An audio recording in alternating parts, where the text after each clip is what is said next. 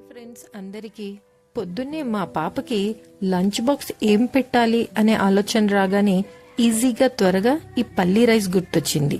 చాలా easy and టేస్టీగా prepare చేసుకోవచ్చు. ముందుగా పల్లీలు వేసి వేయించాక 2 నుండి 4 వరకు ఎండుమిర్చి వేసి వేయించుకోవాలి. తర్వాత వెల్లుల్లి, కొబ్బరి కూడా వేసి వేయించుకోవాలి. తర్వాత తెల్ల నువ్వులు చిటపటమనే వరకు వేయించి చల్లారాక ఈ మిశ్రమాన్ని బరకగా మిక్సీ పట్టుకోవాలి.